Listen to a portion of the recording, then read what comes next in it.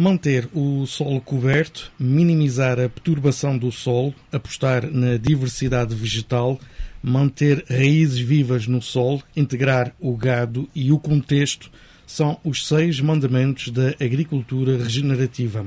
Esta prática mais sustentável, mais amiga do ambiente e que permite mais proveitos financeiros para os agricultores já está em marcha na ilha de São Miguel há alguns anos a esta parte. São convidados da Rádio Açores TSF para uma melhor explicação daquilo que é a agricultura regenerativa André Antunes, agricultor, consultor agrícola e médico veterinário. Boa tarde e obrigado pela sua presença. Conto de igual modo com a presença de Henrique Cordeiro, agricultor que há 2 anos tem um projeto piloto de agricultura regenerativa na ilha de São Miguel. Também para si, boa tarde e obrigado pela sua presença. A minha primeira pergunta é direcionada para o André Antunes. Então, o que é e em que consiste a agricultura regenerativa? Olá e muito obrigado pelo convite. É um prazer poder estar aqui e partilhar um pouco do que temos feito aqui na Ilha de São Miguel e do que se está a passar também no mundo, no domínio da agricultura regenerativa. A agricultura regenerativa, no fundo, o objetivo é desimpedir o processo fotossintético nas plantas, não é? Nós, se conseguirmos usar tudo o que a natureza nos dá de grátis, que é a água, a luz solar e o CO2, se nós conseguimos alavancar este processo, nós conseguimos ter um rendimento, além de mais limpo, também muito mais eficiente. Conseguimos fazer um processo mais eficiente e depender menos do uso de fatores externos. A Ilha de São Miguel, no caso, tem um potencial imenso para produção nativa, não é? De erva, dos milhos de silagem, tem um clima muito bom para a produção de leite, no final, que é o produto que é o objetivo deste projeto. E então nós tentamos ir por aí, analisar muito profundamente os solos, ver exatamente o balanço dos solos que é preciso fazer, o que é preciso, não a mais, mas os mínimos que são precisos para manter uma produção saudável, evitar os excessos que muitas vezes levam a quebras de produção, levam à diminuição da saúde das plantas, no caso, e a mais suscetibilidade a pragas e doenças que depois levam a mais aplicações de fitofármacos. E no final de contas o objetivo só pode ser mesmo a rentabilidade e mais dinheiro no bolso do produtor ao fim do mês. No fundo é por aqui. A parte ambiental vem por acrescento. Obviamente, se usamos menos produtos que muitas vezes são necessários, mas muitas vezes também são nocivos, vamos ter uma maior resiliência também agroambiental no final. Como o próprio nome indica, agricultura regenerativa, isto também pressupõe um processo de regeneração dos solos. Exatamente. A ideia é conseguir produzir o mesmo ou mais do que a agricultura convencional e que muitas vezes também faço aqui a ressalva, a agricultura regenerativa não é biológica, ou não tem que ser biológica. Nós trabalhamos tanto com produtores convencionais, tanto como produtores em modo de produção biológico, mas o objetivo é realmente conseguir este tipo de resiliência. Podemos afirmar que o objetivo da agricultura regenerativa tem como um dos objetivos a reduzir a dependência dos agricultores da fertilização química? Sim, não necessariamente abolir este tipo de utilização de fator externo, mas certamente reduzir imenso e mitigar os efeitos da sua aplicação quando tem que ser aplicada. Até porque os processos de transição algumas vezes são longos, isto não se pode fazer, que é um dos erros que eu aponto, no fundo, à agricultura biológica, um dos erros que tem sido feito ao longo dos tempos e por isso muita gente sente muito, ou muitos na comunidade agrícola há bastante aversão ao método de produção biológico porque muitas vezes as transições foram feitas muito rapidamente e há uma quebra muito grande de produção, muitas vezes por fundamentalismos, não se pode aplicar nenhum químico, não se pode... E realmente os solos, os próprios produtores, o próprio contexto, lá está, um dos mandamentos é o contexto. Cada processo de transição tem que ser adaptado ao contexto socioeconómico, cultural, etc., de cada produtor em específico. E é edafoclimático também. Então é realmente muito importante esta parte. Que outros objetivos estão aqui subjacentes também? Como assim? Naquilo que diz respeito à agricultura regenerativa. Portanto, a parte da resiliência financeira, que já falámos, não é? A parte agroambiental, a parte da qualidade de vida dos produtores. Portanto, esta regeneração que pretende-se não só que seja de solos, mas também que seja comunitária, não é? Uma das coisas que nós ouvimos, e o Henrique poderá falar melhor disso, se isso tiver passado com ele, mas eu ouço muitas vezes em clientes que acompanho que a agricultura passou a ser divertida de novo para eles, ou seja, eles passaram a fazer agricultura de novo com uma alegria renovada, uma agricultura que antigamente era mais um processo de repetição, era um processo quase de rotinas, de fazer todos os anos a mesma coisa, de receitas, e neste momento começam a sentir-se mais como os orquestradores desta orquestra que é o ecossistema que eles gerem, não é? Que sentem-se muito mais, sentem um valor acrescentado ao seu trabalho de cuidadores da terra que lhes foi confiada, não é?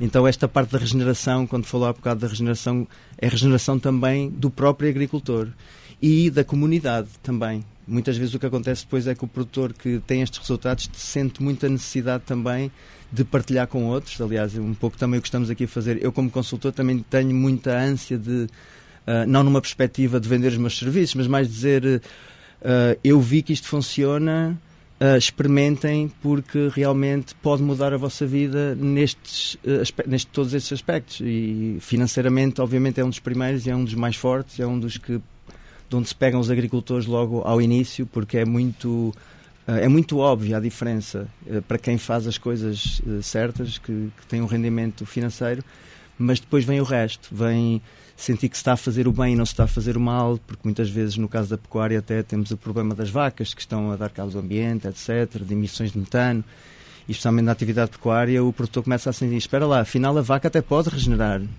Então é uma mudança, uma regeneração, vamos dizer, holística de todo o ecossistema e também social, não é? Tudo o que está à volta da exploração.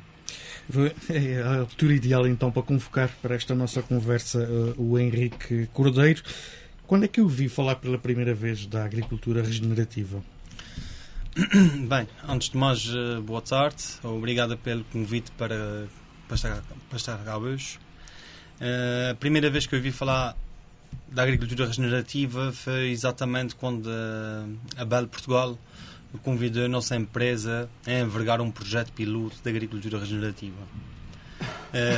Isto, para mim, na altura até fiquei um pouco cético ainda àquilo que viria, mas que hoje, sem dúvida, foi a melhor decisão que tomei alguma vez. Foi a empresa seguir esse projeto.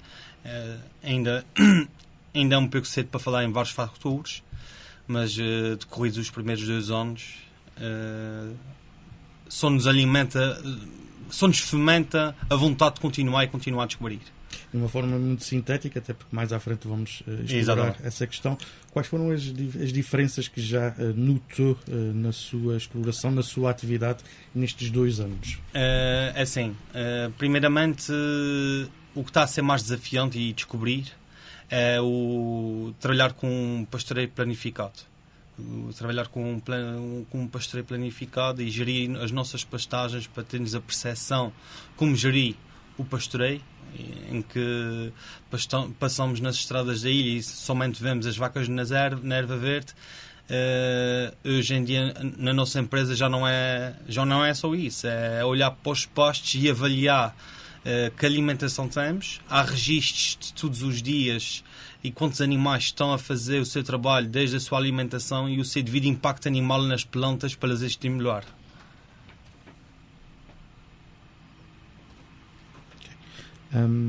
Há 2 anos que o André Antunes coordena este projeto piloto de agricultura regenerativa aqui na ilha de São Miguel. Como é que está a decorrer esta experiência? Certamente foi desafiante ao início, porque a comunidade agrícola com que nós começamos a trabalhar foi escolhida pela Bell, não é? Como representando cada um uma facção do que era ou do que é a atividade pecuária de produção de laticínios na ilha. Veio um produtor que é biológico, há um produtor que é maior, há um produtor que estava com mais dificuldades, outro com menos.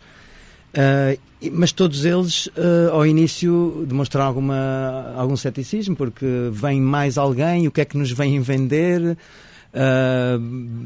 Pronto, realmente foi isso ao início que encontramos, que é normal. Eu também, na minha atividade, eu trabalho em vários projetos de agricultura regenerativa, não só aqui na Ilha de São Miguel, e normalmente é isso que nós encontramos.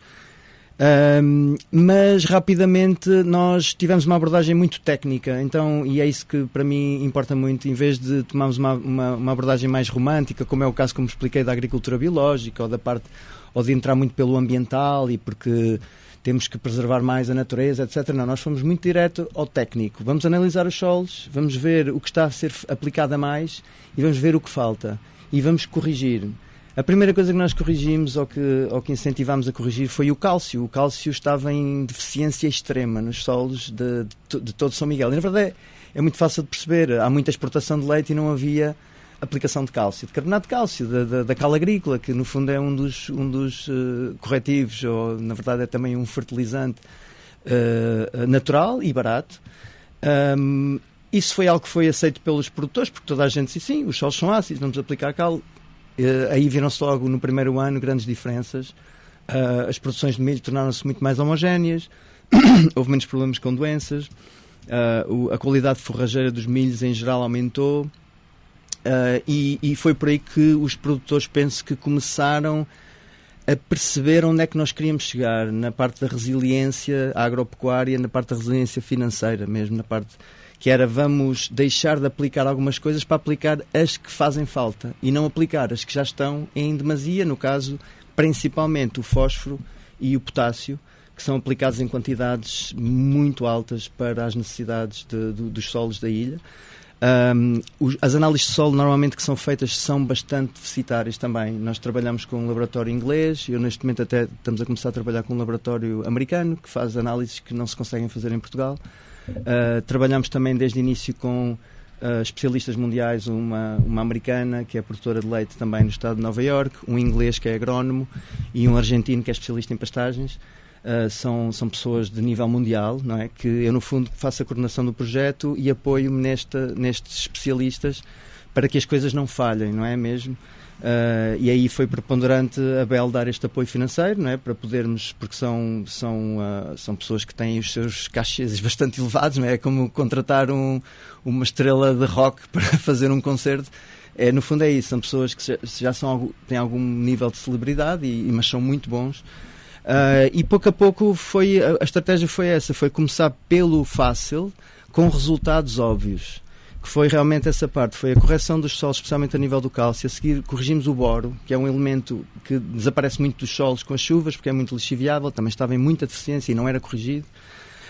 E agora, neste ano, começamos a trabalhar mais a questão do azoto, fazer um protocolo de uso eficiente do azoto, que no fundo tentar reduzir ou eliminar os nitratos e substituí-los por ureia, que é um tipo de azoto muito mais amigo do ambiente e muito mais rentável também para o produtor, não é? Com menos efeitos deletérios na cultura. Depois, para produtores que já estão mais preparados, como é o caso do Henrique, começámos a trabalhar os planos de pastoreio, que, como ele referiu, é uma temática mais complexa. E que requer um trabalho diário do produtor, de fazer anotações de quantos animais tem, de qual é o tamanho do parque, e começar a ver também quais são os resultados que vêm. Isto é um tipo de pastoreio que nós chamamos um pastoreio adaptativo, em que, conforme o ecossistema responde, fazemos a gestão do pastoreio, do número de animais, do tamanho dos parques. E neste momento, este ano, por exemplo, estamos a passar para a terceira fase a nível de fertilização, que é fazer análises muito aprofundadas mais na parte foliar das plantas. Enviamos para um laboratório holandês que nos manda os resultados em 2 ou 3 dias e nós fazemos depois uma correção foliar de todos os microelementos que são necessários, mas apenas nas quantidades necessárias. No fundo, tudo o que se faz é para usar o mínimo possível para o máximo de produção possível da maior qualidade. Nós estamos aqui a falar de uma autêntica mudança naquilo que é o paradigma deste setor de atividade, que é o setor primário e o mais importante da atividade económica aqui nos Açores. uma atividade, um setor que ainda vive muito à base do conservadorismo e do tradicional. Estas resistências que o Henrique, por exemplo, afirmou logo o seu ceticismo inicial e que o próprio André também já aqui sublinhou, tem sido fácil combater estas resistências tradicionais que podem encontrar no terreno? Não tem sido fácil. É um processo que requer bastante insistência, mas também respeito para o contexto de cada um. Há pessoas que não estão preparadas, não vale a pena insistir, não vale a pena vir aqui e trazer como se fosse o Messias, a boa nova, e toda a gente tem que fazer isto. Nem toda a gente está preparada e nem toda a gente quer fazer isto. Isto requer também da parte do produtor já alguma preparação, por um lado. Requer uma preparação técnica, por exemplo, o Henrique revelou logo desde o início também. Isto implica mudar praticamente o chip da forma como se trabalha a terra e aquilo que nós temos aí acoplado. Basicamente, ou seja, o produtor, isto no fundo a minha missão está cumprida em qualquer projeto onde eu trabalho, quando eu acabo a minha atividade e o produtor fica ele com o conhecimento e não tem que depender tanto de consultores externos, não tem que depender tanto de quem lhe vende os produtos, das suas recomendações. Ele próprio sabe dizer que sim ou que não a alguma coisa. Ele sabe quanto é que há de aplicar de um elemento, vamos dizer azoto, e depois vai escolher no mercado o produto, vai ao cardápio e vai escolher o produto que lhe convém mais, porque há várias formulações, há vários preços, e para mim esse é o objetivo, é o produtor, quando o projeto acaba, ou no fim de um ciclo do projeto, o produtor consegue ter poder de resolução nas suas, diariamente, não é? Não precisa de estar sempre a depender de outros, e porque normalmente depender de outros é depender quase necessariamente de fatores externos, ou de pedido de ajuda de vários tipos, não é? O produtor deve realmente saber ele próprio, minimamente. Eu não estou a dizer que um produtor de repente tem que se transformar num cientista de solos, não é? Mas tem que perceber os mínimos de como é que funciona um solo na sua parte química, física e biológica, para poder tomar as melhores decisões para a sua empresa agrícola. E neste caso, os bons exemplos que já vão começando a surgir, e temos aqui o caso do Henrique, podem servir também para quebrar ou, digamos assim, enfraquecer estas resistências que são perfeitamente naturais. Absolutamente. O melhor exemplo, ou a maneira melhor como um produtor fica convencido, é ver um dos seus pares com o qual se identifica, um igual, não é? Porque eu, por exemplo, eu não sou aqui da ilha e não sou produtor de leite. Tudo o que sai da minha boca é sempre filtrado, tipo, pronto, ele pode até saber algumas coisas, mas ele não sabe o que é a vida de um produtor de leite. Mas se houver um produtor de leite que tem resultados no campo e que faz, por exemplo, um dia aberto na sua exploração em que mostra, isso é muito potente. Porque aí torna-se como um movimento de, como se diz em inglês, de grassroots, não é? Torna-se um movimento quase já cultural em que ninguém pode parar, porque espalha-se como fogo. Qualquer produtor quer fazer um melhor trabalho, eu acredito nisso, não há produtores a querer fazer um mau trabalho a nenhum nível. Às vezes nunca lhes foi dada a oportunidade de ver resultados feitos de outra maneira. E quando ele vê noutro, é muito potente. E o ideal seria até começarem-se a criar, ainda hoje de manhã falava com o Henrique sobre isso, criar grupos de discussão só de agricultores entre eles. Entre eles juntam-se e não precisa de estar mais ninguém a influenciar as decisões. Eles mostram, eles discutem, olha, eu tive este resultado, eu tive este, e tu, como é que foi? E como é que foi na Ribeira Grande? Eu estou na Achadinha e eu estou não sei onde, e como é que fizemos? E como é que... Acho isso mesmo muito potente. Quando eu sair daqui, se isso tiver acontecido, o meu trabalho está feito e eu fico contente. O Henrique falou no início que a primeira reação foi ceticismo. Isto também obrigou depois a uma nova adequação da forma como o Henrique trabalha o seu dia-a-dia e na forma como encara aquilo que tem à sua frente, ou seja, as suas terras, os seus animais. Como é que foi feita esta mudança de paradigma na sua atividade? Bem, primeiramente foi reprogramar a mente primeiro. E de seguida, passo a passo, houve uma reorganização da gestão dos solos, tudo o que é feito nos nossos solos é tudo registado. Temos um BI, assim dizendo, temos um cartão de cidadão de cada solo em que é registado tudo o custo, desde das fertilizações, desde da fenocilagem e silagem de milho que fizemos lá, isso tudo é registado. Tivemos, assim, foi um desafio saudável. E hoje olho para todo esse sacrifício, todo esse empenho colocado nesses primeiros 2 anos, sim, isso é uma porta de futuro. É possível fazer diferente, é possível fazer melhor, e nós temos a peça-chave, que é o solo. E o solo reproduz-se, basta nós querermos. E o meu pensamento muito dele também é que no amanhã nós, agricultores, vamos contribuir para uma humanidade mais saudável, a colocar produtos nas prateleiras para os consumidores mais saudáveis. Até porque o solo é aqui a principal matéria-prima de tudo isso que nós estamos aqui a falar. Sem dúvida, sem dúvida. Resultados, já tem alguns resultados assim, que possa partilhar? A nível de resultados, ainda temos resultados já nos primeiros 2 anos. São muito agradáveis. Números oficiais já passei por fora, ainda nos vamos reservar mais algum tempo. Precisamos de amadurecimento, precisamos de avaliar e reavaliar tudo o que está a ser feito. Não quero cair na euforia já de isso é milagroso, não é, porque para milagres não existem. Existe muito trabalho por trás disso, mas posso dizer que a um prazo de 1 ano, 1 ano e meio, a nossa empresa estará preparada para passar testemunho daquilo que é a realidade da agricultura regenerativa, daquilo que é possível, e não cair na tentação de só conseguiste porque os teus solos são assim, tens os terrenos ali. Não. Em qualquer zona da ilha é possível fazer agricultura regenerativa, simplesmente temos que nos adequar ao sítio que nós estamos.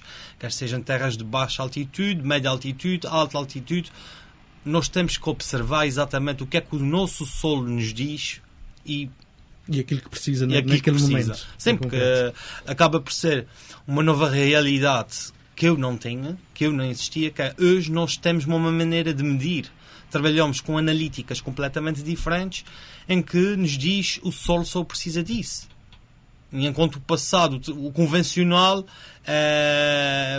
vamos espalhar aquele fertilizante e aquele fertilizante é preciso. E espalhamos. Hoje não, qualquer fertilização, qualquer micronutriente que compramos, vem de uma analítica. E isso é importantíssimo, quer a nível de saúde para o solo e quer a nível de rentabilidade económica para o produtor. Isso a nível de impacto de rentabilidade, posso dizer que faz uma diferença brutal àquilo que fazíamos no passado para aquilo que se passa no futuro hoje. Estamos aqui a falar essencialmente que a agricultura, e por diversas razões e fatores, depende da fertilização artificial. Isto não é mau se for bem avaliado. Porquê é que se dá ainda este fenómeno? Olharmos para os solos e o primeiro pensamento que nos vem é deitar fertilizante ali em cima para tentar tirar o máximo partido e proveito daquela superfície.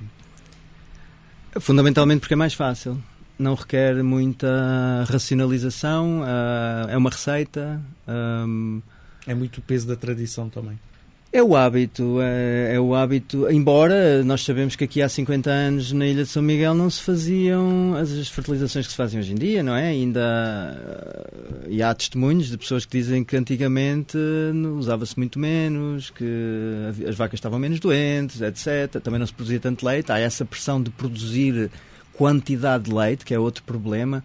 Os produtores estão sob uma pressão imensa para produzir quantidade de leite por vaca, enquanto na verdade nós devíamos estar a falar de qualidade, quantidade também, mas quantidade e qualidade por hectare. Quanto é que eu consigo produzir no meu hectare de um leite com elevada proteína e elevada gordura, usando o mínimo possível. Agora, os fertilizantes sintéticos, o que é que eles fazem? De um modo geral, tratam o solo como se fosse um substrato. Ou seja, é uma agricultura abiológica. É como considerar que não existem micro-organismos no solo, que A parte física do solo também interessa pouco, é como se fosse um substrato apenas, e as plantas bebem diretamente os nutrientes do que se põe. Nós trabalhamos de uma maneira um pouco diferente, que é analisar o que está em excesso, não pôr em demasia. Ao não pôr em demasia, uma das coisas que vamos preservar é a microbiologia do solo, que ela sim é a que desbloqueia nutrientes, ela é a que vai buscar, por exemplo, azoto à atmosfera e o fixa de uma forma que a planta pode usar, é ela que protege as plantas de fatores patogénicos, e a própria planta, quando não está, vamos dizer assim, sob o efeito quase de esteroides, como é o caso de uma aplicação excessiva de nitrato, a planta fica menos suscetível de ser atacada por insetos, por exemplo. No caso do azevém, a lagarta do azevém ataca muito mais. Nós temos agora, e no milho igual, nós temos análises de seiva que comprovam isso. O milho que tem mais ataques de lagarta está diretamente correlacionado com um aumento de nitratos na seiva da planta.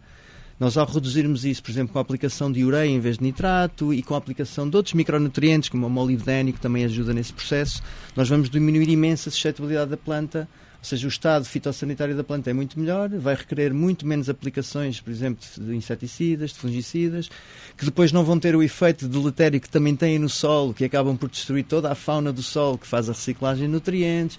Ou seja, isto é um processo, voltando ao início da pergunta, é complexo. E as pessoas, de modo geral, fogem à complexidade. Gostam de uma coisa mais simples, fazer sempre o mesmo. E ao início, fazer a mudança de chip, como o Henrique referiu, custa. Custa porque requer mais trabalho, às vezes requer também um bocadinho mais de mão de obra, porque, por exemplo, para movimentar os animais, no caso do pastoreio, é preciso fazer um pouco mais de movimentação com os fios elétricos, etc. No caso das fertilizações também, às vezes é preciso fazer formulações que se fazem na própria exploração, porque muitas vezes o mercado não tem os produtos, exatamente as formulações que nós precisamos, temos que misturar vários produtos, dá mais trabalho. Quem faz e começa a ter resultados fica viciado. É o que eu tenho observado. Fica mesmo viciado porque passa a ser divertido a agricultura de novo e passa a ser... uma pessoa acorda de manhã, e eu também já fui produtor agrícola, neste momento não sou comercialmente no ativo, mas quando era produtor agrícola eu também sentia isso, as coisas ficam realmente divertidas. Eu acordo de manhã com vontade de ir fazer apostas para a minha exploração, de o que é que funciona e o que é que não funciona. A agricultura mais convencional tem pouco disso. É todos os anos a mesma coisa, é sempre o mesmo, e até leva eventualmente a uma, vamos dizer assim, alguma falta de vontade de ser agricultor. E esta pressão para produzir mais e melhor pode também ser aqui um obstáculo importante a ter em conta. É certamente. O que nós podemos trazer, eu como consultor e viajo bastante e vejo o que se passa neste mundo da agricultura regenerativa por esse mundo fora, é possível produzir mais e melhor. A ideia de que este tipo de agricultura não pode alimentar o mundo, isso é totalmente falso. O que tem acontecido muitas vezes é que os processos de transição são feitos por pessoas que não estão capacitadas, muito rapidamente, querem passar do 8 ao 80 muito rápido, e depois leva a quebras de produção e as pessoas assustam-se, passam a palavra que aquilo não funciona. Quando é bem feito, os resultados são muito rápidos. Os resultados demoram um ano, às vezes até no próprio ano já se vêem mudanças. E pelo menos nós objetivamos ficar com uma produção igual. E o objetivo é aumentar a produção. Em relação à qualidade, então aí é sempre aumentar. Densidade nutricional, qualidade forrageira, a saúde dos animais, isso nota-se também muito. Há um produtor no projeto que diz que nota uma diferença imensa nas visitas do veterinário, que não tem basicamente já visitas do veterinário, porque as vacas comem melhor. As vacas deixam de rejeitar a erva, que antigamente era amarga inclusivamente devido aos nitratos, e neste momento é uma erva muito mais doce. Até já ouvi o comentário, tipo, as vacas agora eu tenho dificuldades em chamá-las para a ordenha para comerem o concentrado porque elas querem ficar na erva. Portanto, tudo isto joga, mas tudo isto é muito complexo. E, na verdade, se nós não tivéssemos esta equipa multidisciplinar no projeto, não era fácil. Eu sozinho não conseguia. Tive que chamar os meus colegas que estão mais capacitados, que o orçamento do projeto também podia pagar, para poder levar isto para a frente, porque em Portugal não há o conhecimento necessário, nem a nível de analíticas de solo, nem a nível de agronomia. Temos um atraso muito, muito grande a nível de agronomia profunda, vamos dizer assim, em Portugal. Isso é um problema, mas pronto. O Henrique deixou-se levar por esta pressão de ter que produzir mais e melhor, ou isto por enquanto passou para o segundo plano porque há outras coisas mais importantes? Ou há um caminho diferente, reformulando a questão, há um caminho diferente que pode ser tomado de forma mais sustentável para chegar lá a produzir mais e melhor? Inicialmente, a nossa empresa, que é composta por mim e por meu pai, já há muitos anos nunca foi este o caminho de produzir mais e mais, e o símbolo do mais ser mais rentabilidade económica. As coisas todas elas têm que ter a sua medida, assim dizendo. E estamos a encontrar na agricultura regenerativa sim que é possível fazer mais e melhor.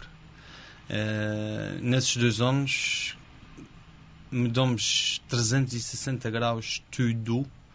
Todos os terrenos da nossa empresa estão em modo regenerativo. Estamos já praticamente há 1 ano e 3 meses que não compramos fertilizantes sintéticos. Toda a sementeira de milho este ano foi feita com azoto ureico, foi feita as análises de seiva, ainda estamos a terminar as aplicações foliares com o drone. E isto está sendo tudo um processo que é daquela dita expressão que às vezes um novo projeto se dá medo, com medo vai. E passa muito por aí. Está a ser um último ano e meio de muita aprendizagem, de descobrir muito de novo nos nossos terrenos. É a tal vontade que o André fala parece que não estamos a redescobrir a nossa atividade. Aqueles terrenos que normalmente aquilo acontecia, e falo isso pelo hectare e meio experimental que temos lá em casa, que está com uma mistura, uma consociação de sementes de plantas, em que hoje as vacas adoram estar ali pelas plantas escolhidas, e enquanto utilizávamos a espécie de azevinhos anuais naquela mesma parcela, não havia produção de leite e os animais não gostavam lá de pastorear. Quem me ouvir dizer isso de fora vai perguntar, mas como é que é isso? Já são 16 anos a trabalhar com animais e nós temos a percepção e no controle da litragem de leite nas entregas. Hoje foi possível num hectare e meio dobrar os dias de pastoreio que era do passado, e o custo é menor. O custo é menor, completamente menor daquilo que era. A realidade é completamente diferente. Com uma maior rentabilidade. Muito maior rentabilidade. O milho de silagem é, nesta altura, a principal alternativa que os agricultores dispõem para aumentar a sua capacidade disponível de alimentação para os animais, mas através da agricultura regenerativa é possível ter uma alimentação menos dependente do milho de silagem. Quanto tempo é que pode levar esta transição, ou seja, depender menos dos concentrados e do milho de silagem para uma alimentação mais à base de erva? Queres responder tu ou responder? Bem, podem responder os dois. Eu fazer só aqui uma correção. Há bocado, Henrique, referiste que não compravas sintéticos, compras só ureia, não é? É sintético também. É só uma correção, porque depois as pessoas ainda vão dizer mas a ureia também é sintética. Não. Mas é muito menos, e é única. Antigamente os gastos eram muito maiores e a tonelagem muito maior noutro tipo de fertilizantes sintéticos mais agressivos. Porque aqui não é a utilização do sintético, é a forma racional e o sintético adequado para aquilo que... Exato. A própria ureia é um fertilizante sintético, mas tem carbono, é orgânico. Ela é sintética, porque é feita numa fábrica, mas tem carbono na sua constituição. Os nitratos não têm carbono.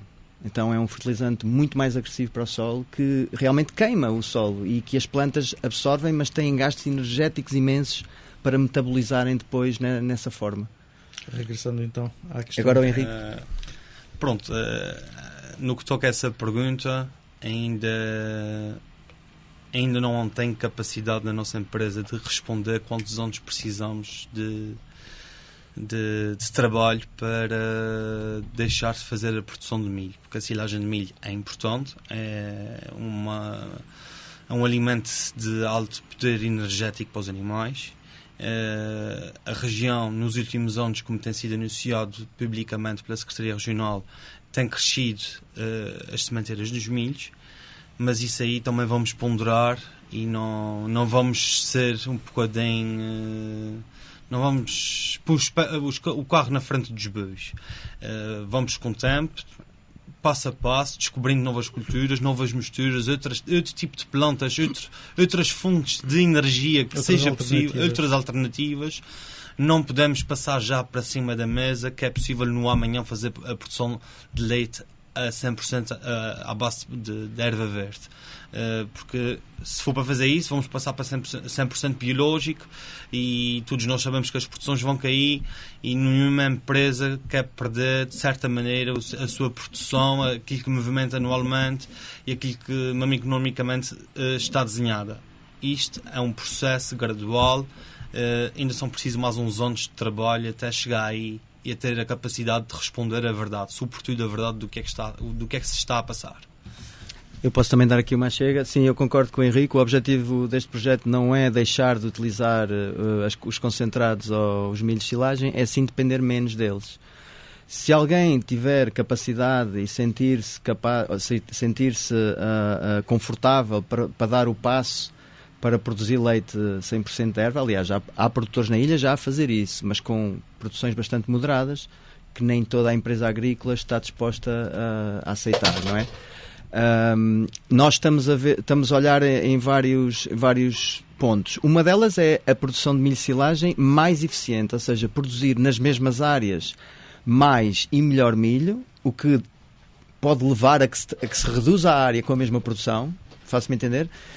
E isso é possível. Eu penso que até, inclusivamente, já temos um produtor, pelo menos, que já o ano passado produziu muito mais milho de silagem na área que costuma fazer, e claro, é preciso depois também ter calma porque é muito fácil uma pessoa assoberbar-se depois e dizer eu fiz muito milho, agora vou fazer mais porque vou ter... Pronto, e depois aí também a mudança... A gestão das expectativas também é importante. É importante, se uma pessoa faz mais, deve-se tentar crescer melhor e não crescer maior, não crescer para grande, mas crescer melhor com calma.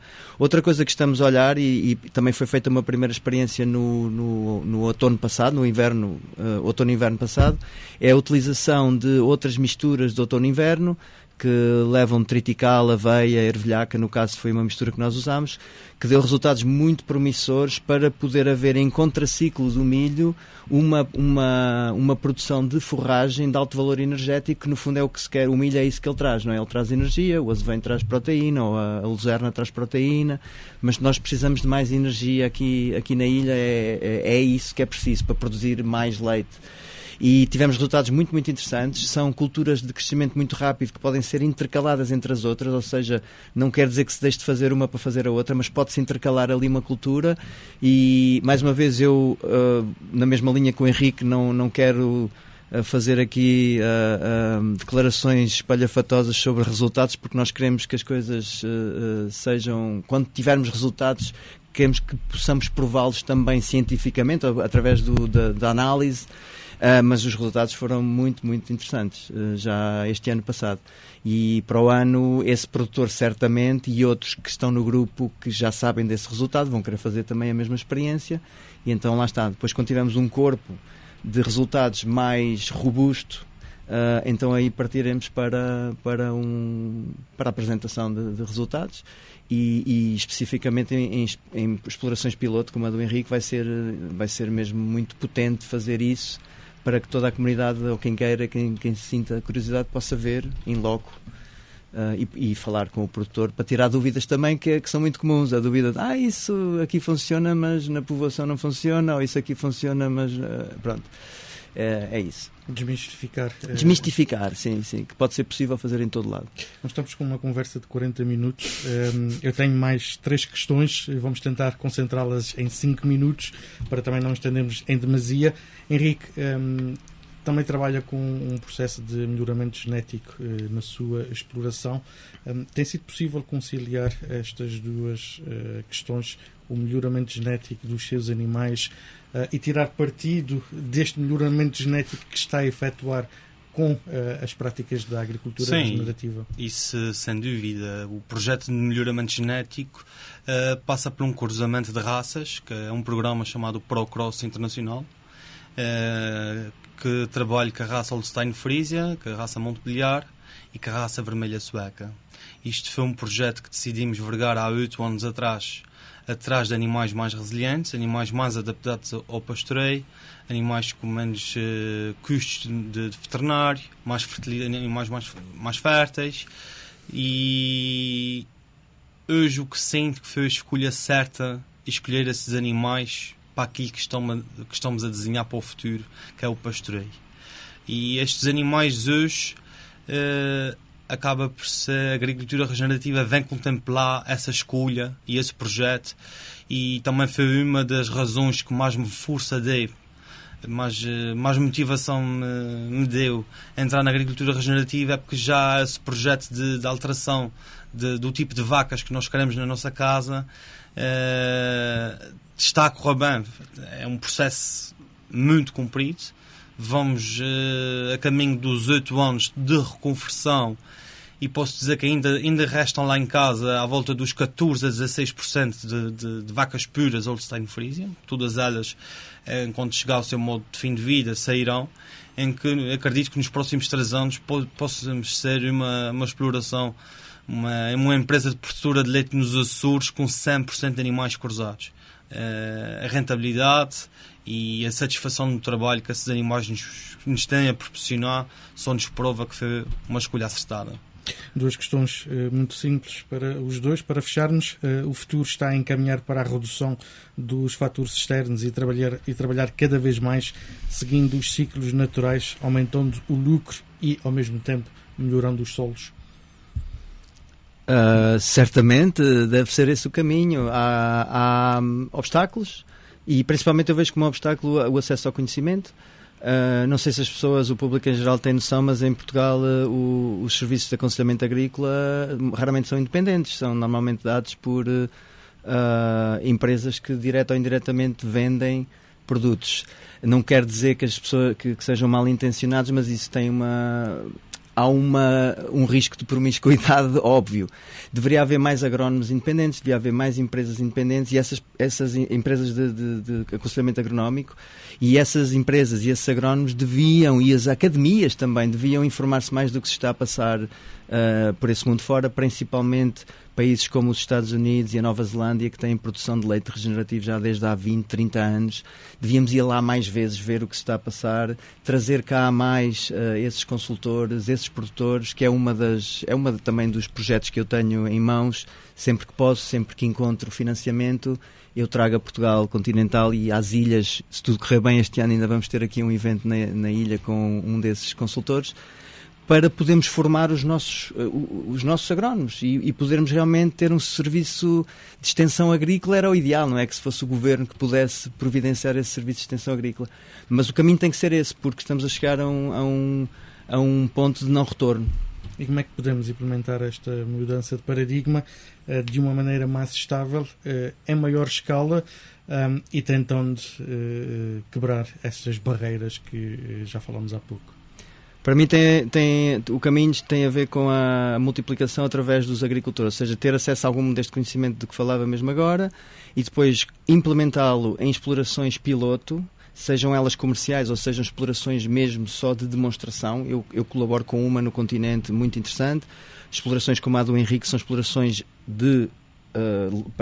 que têm um objetivo empresarial, mas também já são uma exploração piloto, e a partir daí haver uma multiplicação pelos agricultores eles próprios, inclusivamente agricultores tornarem-se também consultores em algumas horas vagas e poderem transmitir esse conhecimento. E no fundo aqui fazer um bypass ao sistema normal, que é realmente ter acesso a uma consultoria agrícola que é dada por quem que tem o know-how? Por alguém que vende os produtos que depois vai aconselhar. Então aí há obviamente promiscuidades, certamente. Mais uma vez quero ressalvar que as empresas têm que existir, têm que providenciar os produtos, mas acho que não deveriam ser as empresas as únicas a providenciar o serviço de aconselhamento agrícola. As empresas digo que vendem fatores de produção. A mesma pergunta para o Henrique, mas feita de forma diferente. Tem sentido que através do seu projeto, da sua atividade, da sua implementação da agricultura regenerativa, tem suscitado a curiosidade dos seus pares? Sim. Principalmente na minha zona há sempre uma pergunta se está a correr bem, se vai dar certo. Isso é as duas perguntas que nós ouvimos no dia a dia quando falamos com colegas. Mas a imagem que também quero cá passar é que aquilo que eu tenho vindo a aprender com esses devidos consultores, mais propriamente aqui com o André, com a nossa equipa da fábrica, da Bell e todos aqueles incluídos no projeto, é que chegará a hora também de nos caber à nossa empresa fazer um pouco daquilo que o André está a dizer. Estamos a aprender, estamos a estudar e é o passo-a-palavra. E aquilo que a gente estuda, se não for passado, não nos vale nada saber se a gente se não passar. E é possível, nos Açores, é possível, sem sermos uma imagem de marca de um produto referenciado a nível europeu. Porque ainda hoje falava com o Porto de manhã, esse projeto de agricultura regenerativa nos Açores, em produção de leite, é único na Europa. É o grupo Bell francês que é o pioneiro em um projeto de agricultura regenerativa na área dos laticínios na Europa. E quem veste essa camisola há que ter aqui a sua devida responsabilidade que tem que ter. E pronto, e se não der certo hoje, amanhã nós levantamos de novo e vamos tentar fazer mais e melhor.